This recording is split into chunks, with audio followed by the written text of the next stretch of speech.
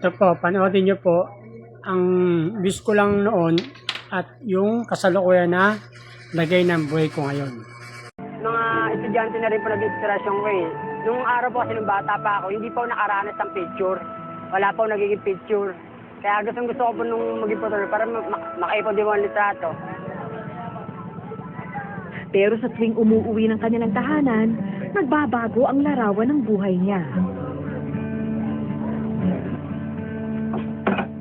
Ang masayahing Jessie sa paaralan, nagiging seryoso. Pilit ginagampanan ang pagiging haligi ng tahanan. Kilala sa pamilya namin ng magulo. May nangabol na itak. Laging lasing. Ang gulo po ng pamilya ko, kaya nga ang tanong nga po sa amin ng mga kapitbahay sa akin, Jess, totoo ka ba? Mag-isa niyang binabalikat ang araw-araw na pangangailangan ng ina, 8 kapatid at mga pamangkin. Mahal ko po kasi mga kapatid ko, mga magulang ko. Mahal ko po sila, kaya kahit kumita, hindi ako kumita. Kahit gusto ko pong bumili ng mga gusto kong bilhin, hindi ko po minsan nabibili. Kasi gusto ko po sila matulungan. Iisa nga lang daw ang hinihiling niya sa mga nakatatandang kapatid. Huwag na sisigawan si nanay. Bakit hindi siya nakakarinig ano. Huwag siya sisigaw-sigawan.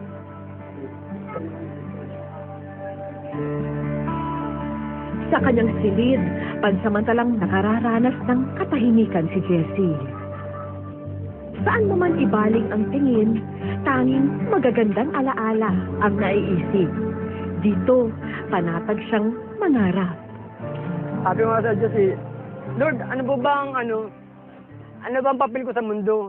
Sabi ko, bakit dumating ang puntong ito na nasa akin lahat?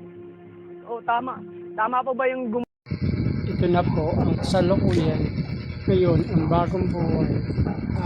Pagkalooban sa akin ng wish ko lang noong 2007. Napag-undar pa ako ng bahay, 3 TV, 2 tangke, isang gas, 5 camera, 3 Nikon na D1000, D5000 at saka isang D60. Nagkaroon na rin po ako ng bagong camera na Sony, washing machine, saka dryer. Nagkaroon din po akong barena, welding machine, saka grinder. Marami na rin po akong napundar. Paggawa ko na rin po ang bahay ng nanay ko. Kung mababalikan nyo po ng wish ko lang ang aking buhay, makikita nyo po kung ano na po ang manapundar ko, ang manapalago ko, na hindi po sila nagkamali ng kanilang natulungan. Ipangliag ko ang aking mga napagtagumpayan. Sa ngayon po, tuloy-tuloy po rin po ulit pa rin tayo sa pagkukuha ng litrato sa simbahan tuwing linggo. Nakikita nyo rin po sa akin dito yung bahay ko sa 3rd floor. Yan po. Sana po ngayong birthday ko, mabalikan po tayo ng wish ko lang. Sa loob ng ilan taon na rin pong lumipas simula na 2007. Ito mayroon na rin po yata 23 years. Po ba o 17 years na rin po lumilipas.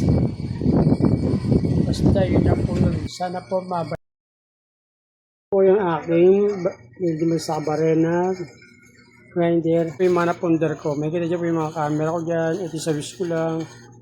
Nikon, pati yung